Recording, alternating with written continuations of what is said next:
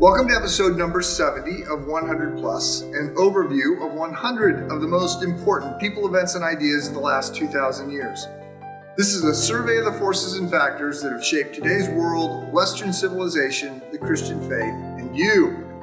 This series of lectures is based on the idea that if we could back up to the intersection between the Greeks and the Romans, with the Jews and Christians, and then trace their development as it unfolds through the Roman Empire, Middle Ages, Renaissance, Reformation, Enlightenment, modernity, and post-modernity, we will not only gain a better understanding of the past, we will also gain greater clarity about the present and a better understanding of what it looks like to faithfully follow Jesus today.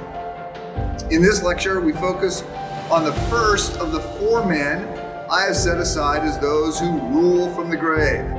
That is, whose ideas and ideologies shaped the 20th century and continue to shape the world today. I'm talking about Charles Darwin, Karl Marx, Sigmund Freud, and Friedrich Nietzsche. Today, our focus is on Charles Darwin. Among the famous or infamous quotes about history, Henry Ford has one that lives at the top of the list. He said, "History is bunk." I think Ford's statement sort of captures the ethos of modernity, which was all about looking forward, not backward. As we roll through the 19th century into the 20th century, you're going to see that there was this great and growing confidence that science and technology was going to fix everything. I'll say more about that later. So anyway, there's lots of these interesting quips about history. Some, like Ford's, diss history. Some sort of diss us by saying that we don't bother to learn anything from history. Hegel says this, quote, "What experience and history teach us is this, that people and government never have learned anything from history or acted on principles deduced from it." Winston Churchill is supposedly the one who stated the same thing, although in very Churchillian fashion, much simpler and more blunt. He said, "The one thing we have learned from history is that we don't learn from history." I recently ran across a quote from no one less than the shoe dog himself, Phil Knight, who I looked up, currently the 24th richest American with $54 billion. Knight founded Nike shoes back in 1964. And in 2016, he released his autobiography called Shoe Dog. And the quote that I picked up from Shoe Dog is that, quote, "History is one long processional of crazy ideas," end of quote. Well, perhaps, but what we're trying to do is assess those ideas. What we're trying to do is tease apart those ideas and put them in order to see whether or not we can understand how we got to where we got. So, at the moment we are moving through the 19th century and the events that unfolded in the West during that time. So far we have looked at some big events like the Civil War, like the expansion of the United States out west, like the rise of liberal theology. We've also looked at some of the influential people. So Abraham Lincoln, obviously high on that list, Wilhelm Hegel, Soren Kierkegaard. At the moment, I'm reading this biography of Kit Carson, who not a major player, but noteworthy, and he was involved in the expansion out west. And clearly, that was a time when men were men, and living on the range was very hard. So. Anyway, there are four people, in addition to those we've already looked at, that I want to be sure we take some time and focus on. And in this episode, we are going to be looking specifically at Charles Darwin. So before we go there, let me say a few things. First, what I suspect you have picked up, if by no other means than the fact that I have said I can't keep up with the pace of doing these lectures one a week, is that the pace of change has picked up. There was a time when very little changed. When if you were male, you did the job that your father had done before you, which he had learned from his father before him, which he had learned from his father before him, etc., etc. If you were a female, you learned what your mother taught you to do, which is what her mother had taught her to do, which is what her mother had taught her to do, et cetera, et cetera. There were changes, but they weren't many, and for the most part, you didn't really have a lot of opportunity to do anything differently. Now, these changes were happening at different times. So there's a couple different books that talk about this. I think earlier I referenced Peter Drucker's book, The Post-Capitalist Society, in which Drucker argues that a study of history suggests that once every 200 to 400 years there was some big invention, there was some technological breakthrough. And he mentions the stirrup on the horse, gunpowder. I think maybe he's got some others that he has in there, the plow. But he will say that once this technological breakthrough hits, it'll take 20 to 30 years, but then it will largely remake society. Sometimes it remakes country borders. It changes, battles and other things. And he says the change is so significant that a child born at the tail end of that transition period, that 20 to 30 years, a child born at the tail end of that transition cannot imagine the lives of their grandparents or the world into which their own parents were born. Well, look, I think that we can one-up that. When I was a consultant, I used to speak about change a fair bit because it was sort of a driver for calling for change inside organizations. If the change inside the organization didn't match the change outside the organization, then the end of that organization was coming. So after thinking about that with Drucker, I had this day, so this is, I got to back up 30 years, 25 years, and I was having a conversation with, as I remember it, only with Austin and Ben. Jason would have been too young at this point. But I was, lamenting my childhood, going to school uphill both ways in the snow, all that stuff, and they weren't buying it. And somehow, I made this comment that we only had 3 channels on the TV, which they thought was just, that was a joke. I was lying. There's no way that was true. And I said, no, seriously, we had 3 channels. And, the TV used to go off at the end of the night. And, you just have this, this screen that just said, come on at 7 in the morning, whatever. So one of them said, well, if you only had 3 channels, it didn't matter because you could just watch videos. And I said, we didn't have videos when we got married. And then I got on this roll, and all I can remember is pointing to was the floppy disks in for my computer. But I said, these are things that are new since you guys were born. And I was going around the house and I was pointing to things that we did not have, 10 years earlier. And they could not believe it. So, just one-upping Drucker. Forget not being able to imagine the lives into which their own parents were born. 10 years later, these guys, two of the sons, couldn't imagine the world into which they had been born. So there are other people that pick up on this theme and will write about this.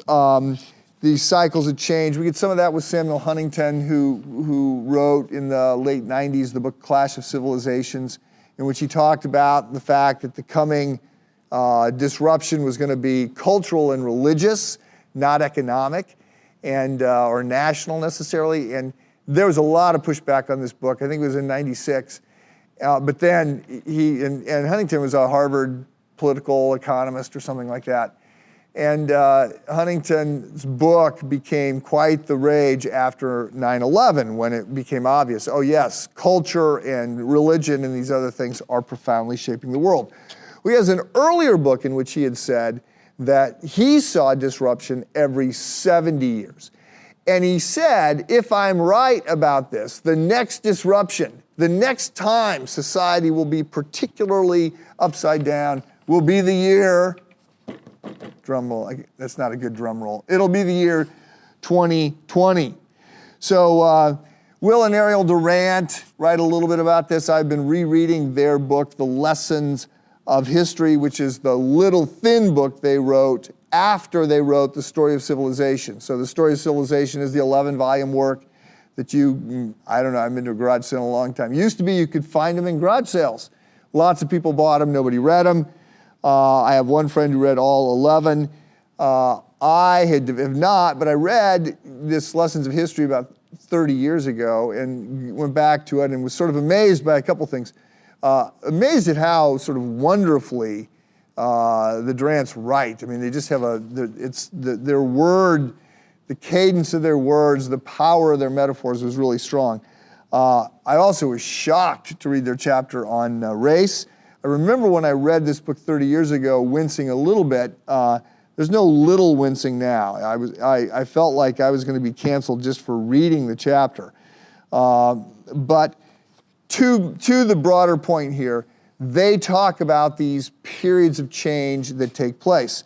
So the point is, because technology has been advancing so much, and I put a graph in Future View, if you've got that book, it's a hockey stick. Because so many of the scientists who have ever lived are alive right now, because so many of the engineers that have ever lived, such a high percentage of them are alive right now, the changes that we're seeing that are being driven by science and technology, they're going up exponentially, and all of these changes are causing and driving change in society. And I think there's an iterative process. The change of technology causes a change in society, which leads in some cases to more changes in technology, and these things are just spiraling up. So we get this, by the way. We sort of thought a little bit about this when we were looking at Hegel and his whole idea of thesis, antithesis, and synthesis, about how all these things are moving and society is quote unquote evolving or progressing. So all of that to say, there is a lot of change taking place right now. And not all of the change that we're seeing is being driven by technology. Some of it is being driven by big ideas. And we're going to hit on that in this lecture. So, one more thing before we get to Darwin. I am not suggesting that change is good or bad here.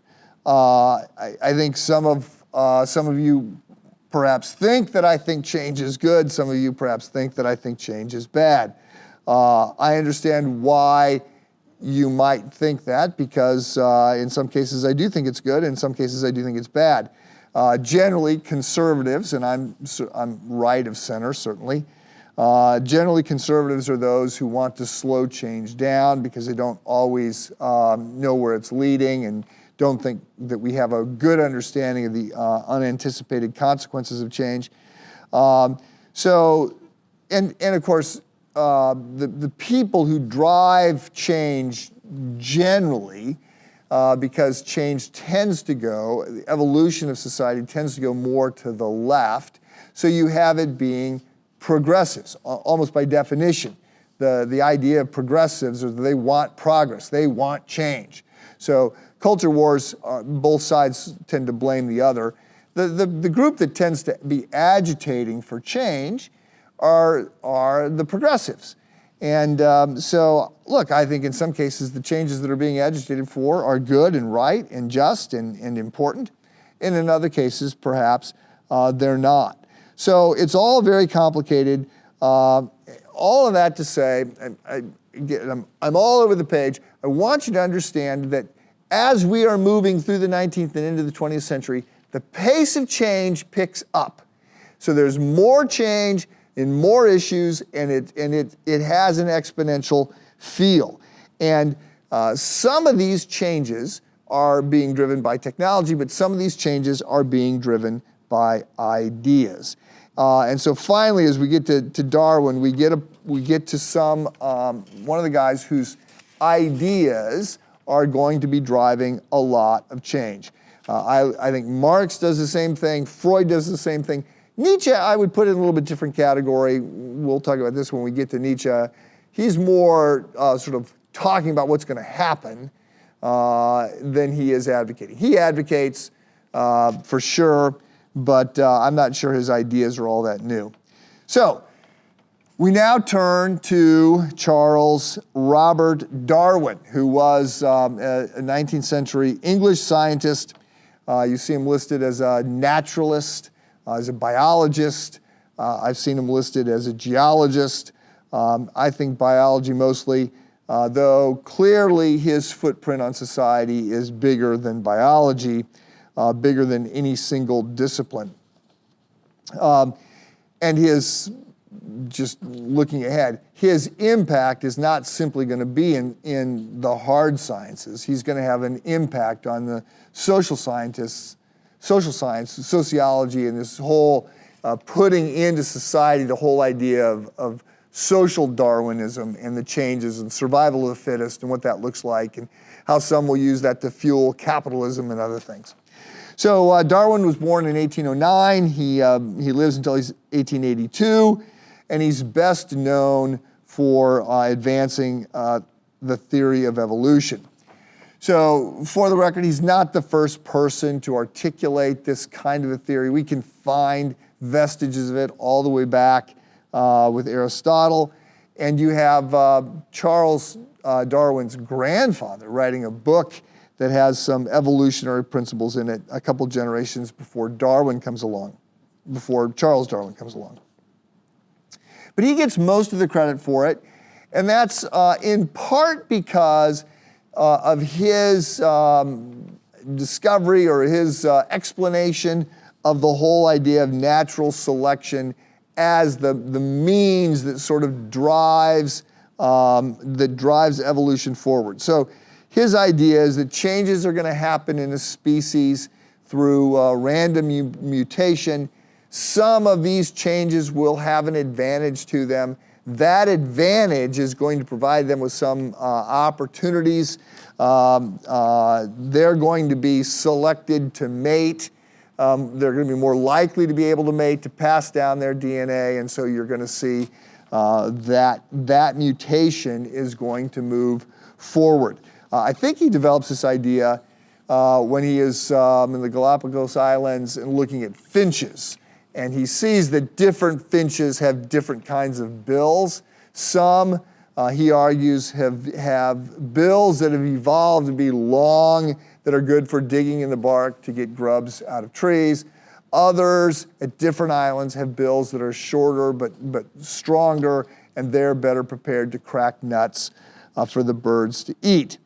So he's famous in part because of his theory of natural selection as a mechanism for evolution, and he's famous in part because of his publication in 1859 of the book On the Origin of Species, which had a massive impact on the world. Darwin has a massive impact. He's clearly one of the more influential people in the last several hundred years.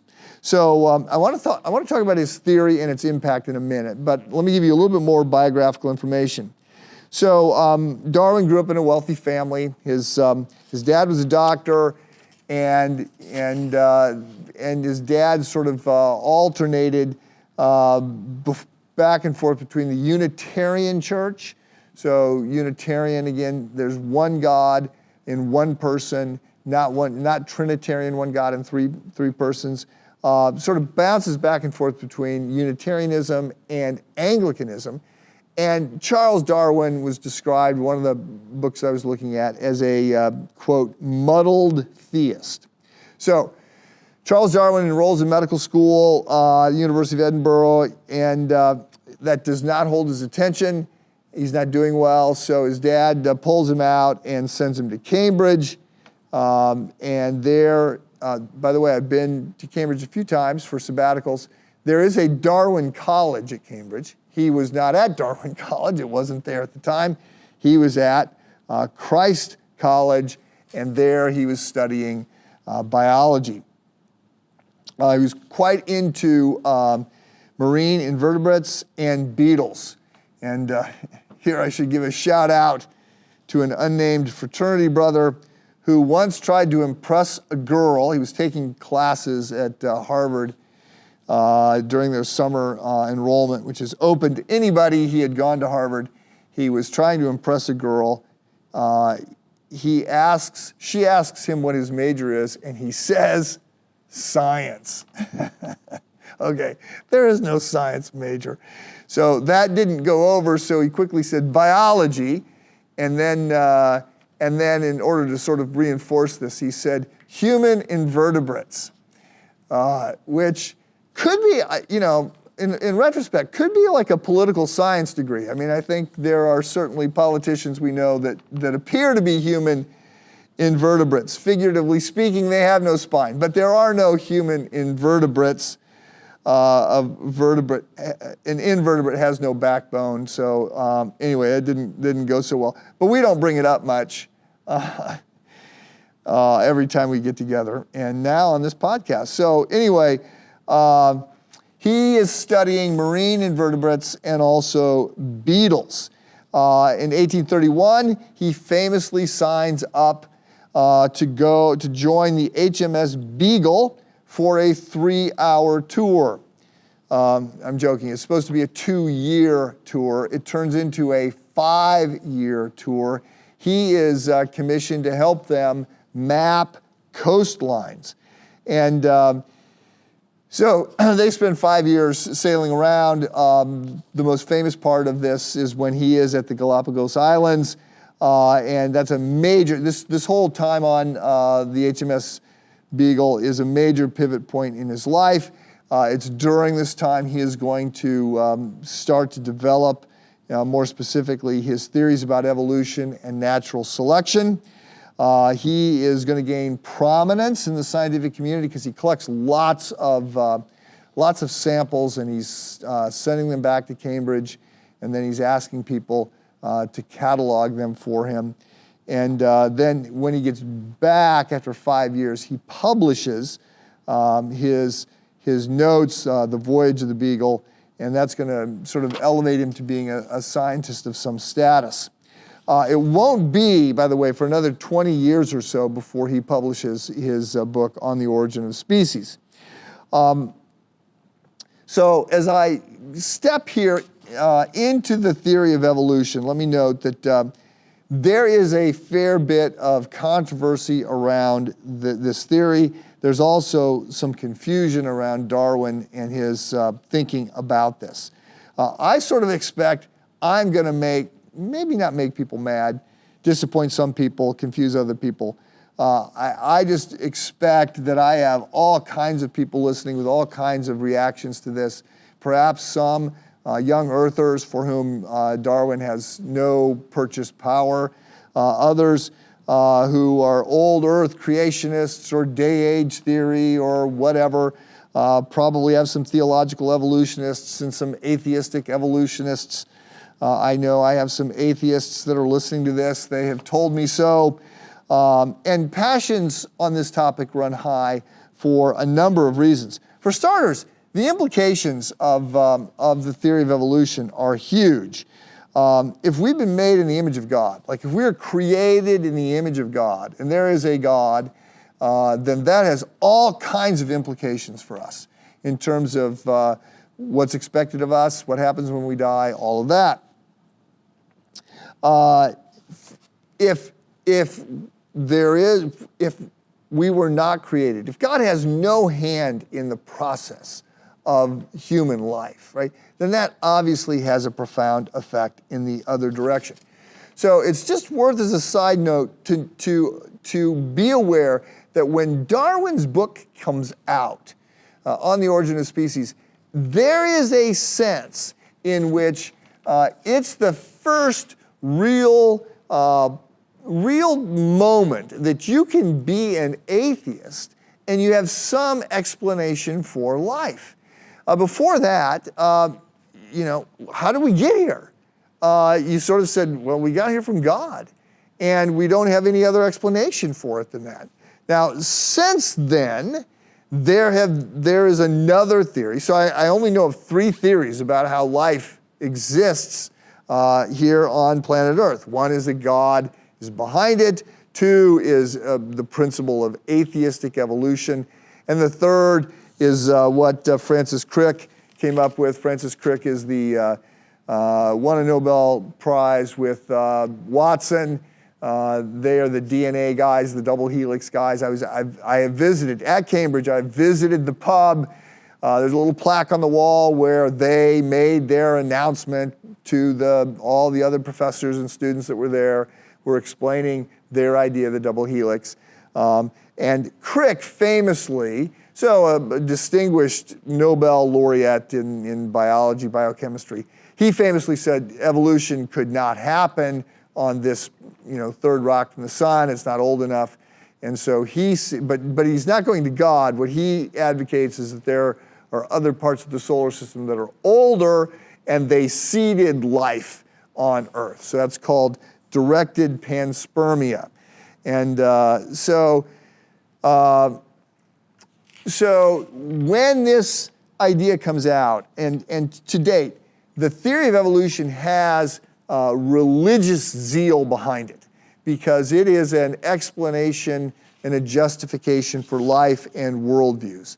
So anyway, it's been a while since I've been particularly conversant on this topic. So I was a college pastor for 8 years, and when I was a college pastor, I had a lot more reason to be reading up on biology and evolution and in discussions with biologists and evolutionists. I was needing to think more about science and how science is shaping students and sort of scientism, the belief in science and all that. I remember one fascinating, fun conversation I was in with a professor, a Harvard guy, author of a number of books, biology textbooks. And I had written, I don't remember what, but I had written something responding to somebody in the newspaper back in the days when people would write editorials in the newspaper. And I had written something, and this biology professor had contacted me, and he said, we were friends, and he said, in essence, he goes, wow, sort of like you, and talking about Sherry and me, he goes, like you guys, but you're just such idiots. I just can't understand how you could not embrace evolution as a fact. And so we got into this extended conversation, and eventually we decided we would meet at a restaurant. And this guy's wife insisted on coming lest the conversation get too acrimonious.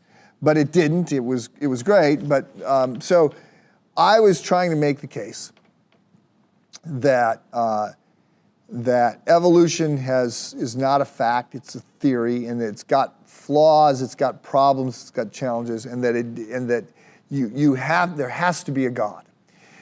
And we went back and forth for about an hour, and then at the end of that hour, and we were just not agreeing on anything.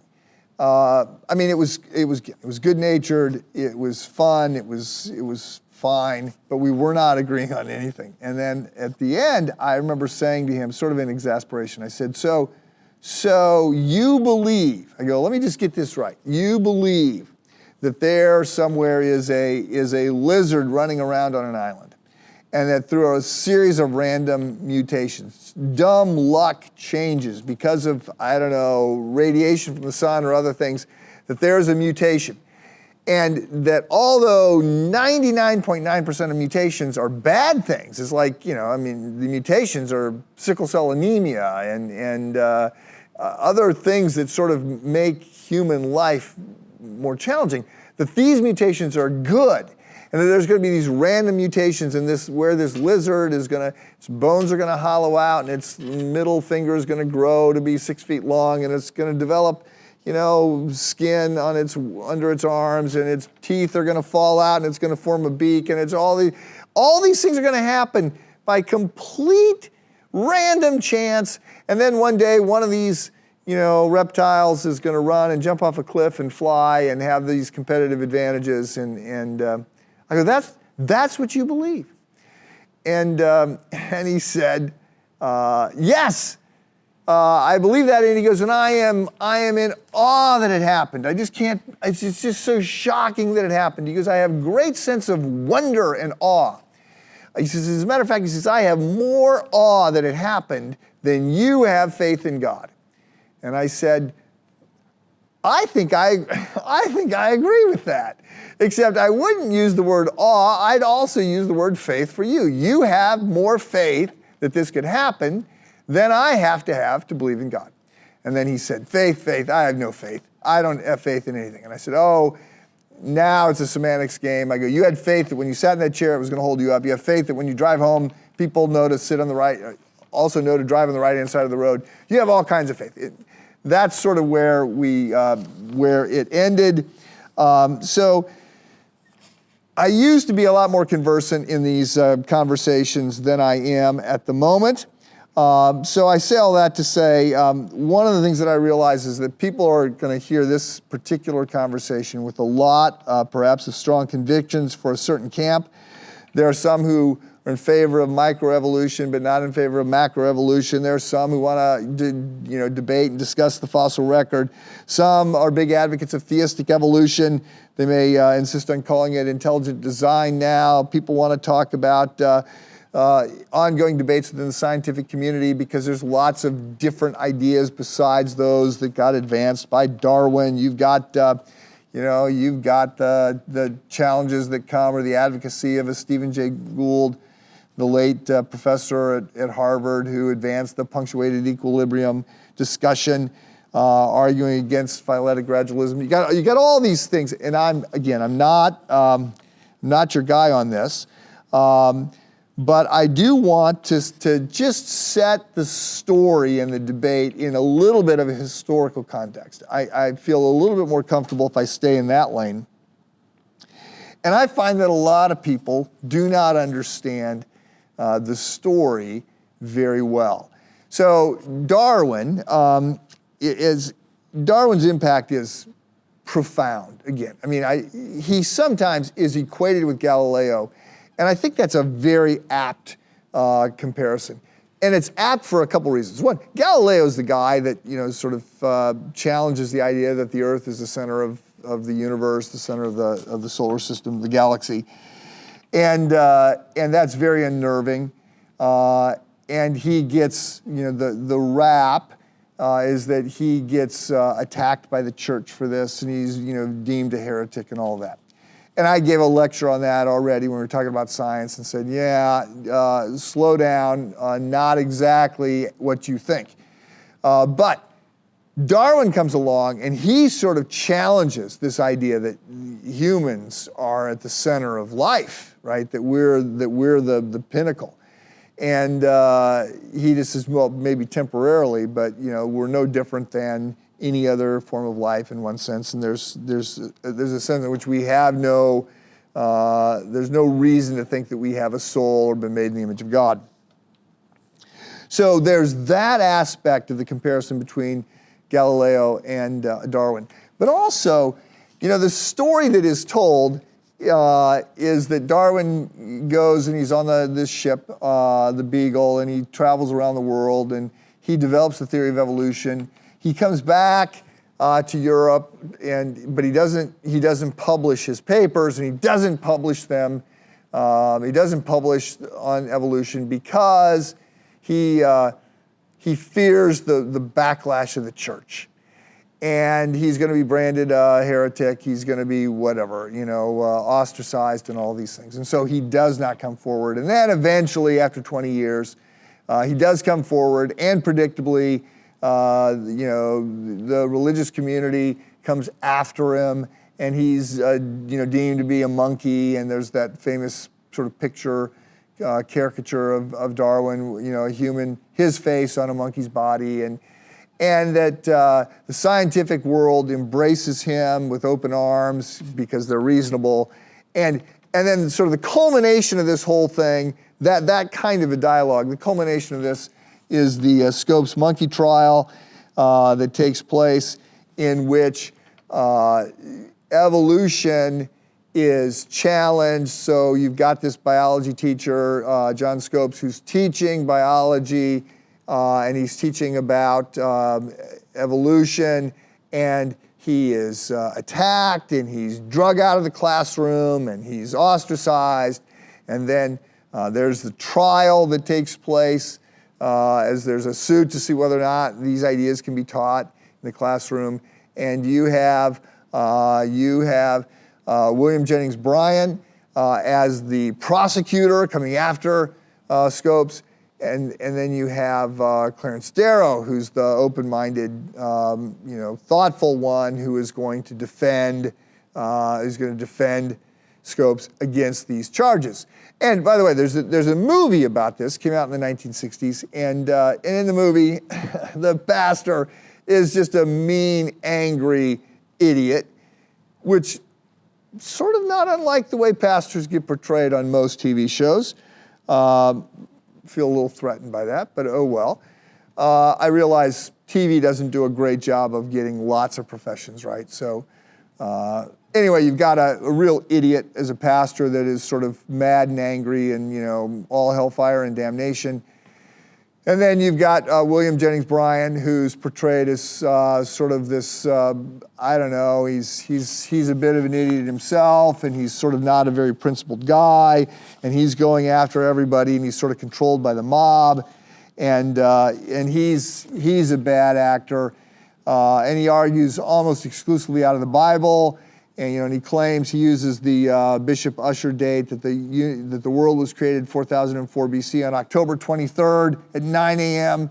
And Clarence Darrow, the defense attorney, just asks, you know, Eastern time or Central time, right? You know, it's like he's just the reasonable one, and you've got this sort of really ugly portrayal of how this plays out. So, yes, no. That's Hollywood. That's actually not what happened. So, I mean, you can go back and read the court records. First of all, it's worth noting that that Scopes is a plant. So he'd been a teacher, I think, for a day. He was there in order, and he wasn't drugged from his classroom. He was there in order to have somebody to launch the suit. There's nothing wrong with that. That's the way it happens in a lot of situations. You need somebody to, quote unquote, break the law so the law can be tested. But he's not sort of this just wonderful, innocent guy. He's part of this discussion. And William Jennings Bryan is, if you look, as a matter of fact, I brought some of this, the textbook, well, so William Jennings Bryan, who is the prosecutor, is going after, in particular, some of the stuff that is being taught out of a particular book. And Bryan, who's sort of a progressive, he's in favor of a graduated tax, he's arguing for women's suffrage, is particularly frustrated with the social implications of Darwin. And the book that Scopes is using is a book written by Hunter, and Hunter is sort of a eugenics guy. And Hunter is arguing that, yes, you know, the problem we have with humans is that we let, you know, the sick people, the inferior people, the imbeciles, we let non-whites continue to breed, and that this is a bad thing. And so he's advocating. And by the way, Darwin was sensitive to this. He sort of saw some of the ramifications of this idea of the survival of the fittest and how his theory might be used. And so, you know, Hunter believed in this textbook, he's arguing for some things that are pretty scandalous. And Darrow is arguing that women are physically less strong and that we need to protect the weak, and we need to value human life. He does hold on to the idea that what evolution is teaching is challenging the biblical model. So it's just not at all. And by the way, in the movie, I think they want Scopes to get a big fine and to go to jail. And Darrow's really clear. He does not, they get a little fine. Scopes gets found guilty, gets a little fine. And Darrow doesn't want him to have any fine, right? I mean, it's a very different situation than it is portrayed. So the other thing to note is that the reason Darwin doesn't come out with his theory, he doesn't publish his book until some other people are about to publish along the same lines, is because he doesn't think he has the evidence for it. And he says as much. So he believes that the fossil record will eventually sound out and prove that he is right. But he admits that the fossil record at that point does not support his argument for phyletic gradualism. And he's waiting for some other things to happen.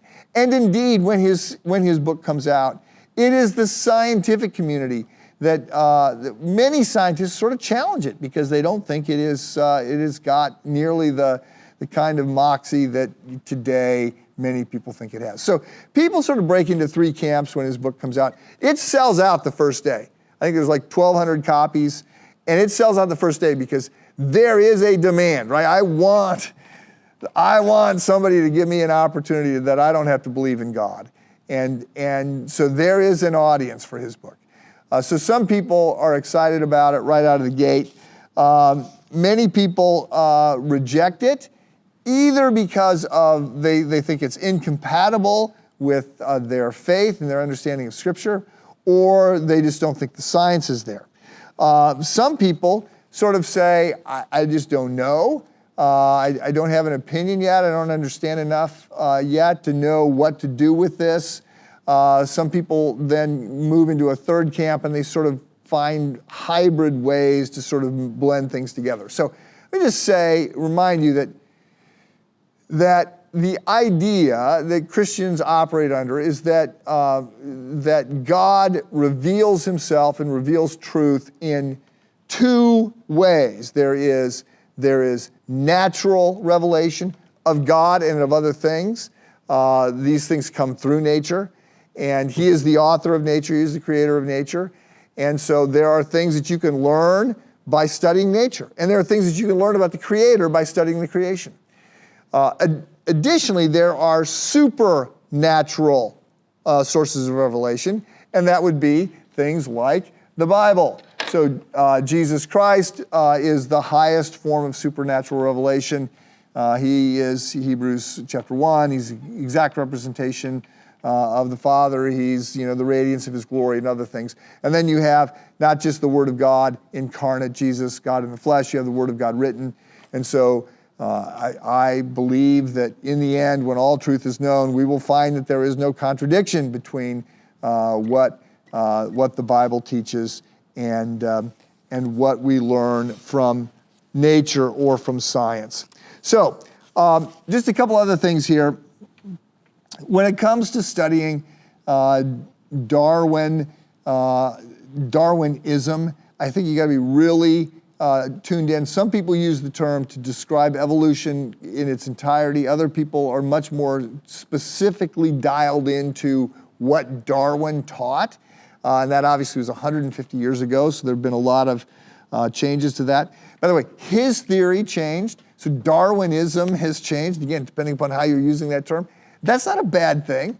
That's very much what science does. People collect data, and they put they use that data to try and form a theory, and then they try and form a hypothesis, which they can prove or disprove, and then they go to try and get more data and figure this out. And sometimes you can really control variables, and you do it in a lab, and you got the ability to really control things. With something like evolution, you got both a biological set of questions, and you've got a historical set of challenges. And so there have been lots of changes to the theory of evolution, and some of the ways that it was argued and advocated before, that you saw it in embryology or that you saw it with the peppered moth. That was a big, famous kind of proof of evolution, that when the pollution sort of hit London, that those moths that had the moths that used to be white, have white wings, evolved to have darker wings so that they could hide when they were against the tree. And later it was discovered that that's not what was happening at all, that there were just two different kinds of moths, and the moths that were darker had an easier time hiding from the birds, and others were going to eat them. And that that continued to go. Look, the fact that has been proven to be false doesn't disprove evolution, right? It means that theory is wrong, but we should expect theories to continue to change and to be tweaked. So it's worth noting that the fossil record remains sort of a source of contention. Darwin, again, didn't think that the fossil record supported his idea of what would happen, very slow change. I remember when the argument was that the fossil record does support that. Then again, Harvard guy Gould came out with this idea of punctuated equilibrium, which says the reason we don't have the kinds of transitionary fossils that you would expect, more missing links, is because the changes took place really rapidly. There's other challenges just to looking at this. So the Discovery Institute, which is, I think, does some very interesting work, has been arguing more recently for the irreducible complexity as an argument against biological evolution or natural or atheistic evolution. Again, most of these, I listen to people push back and forth on this stuff. I can barely track it. By the way, in another context, there's been a whole lot of people saying, follow the science, I follow the science. And I'm just here to say, I can't follow the science on just about anything. So I had a fair bit of science in college, a couple years of chemistry and physics and biology and zoology, but I can't track many of these arguments. I have to follow the scientist and listen to what they said. So,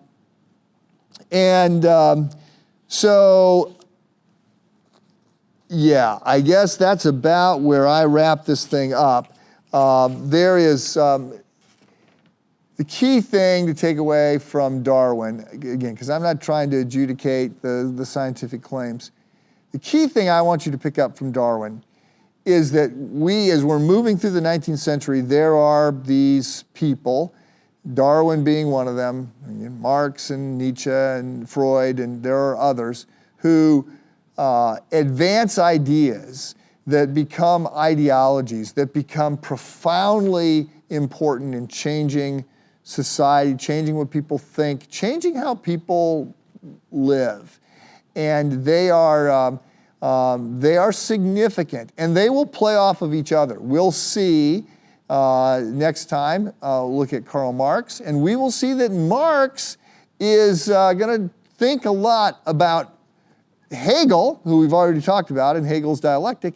We're going to see that Marx also is going to use this idea of social Darwinism and talk about how that is affecting things between the proletariat and the bourgeoisie and what have you. So that's it for lecture number 70. I will see you back for lecture number 71.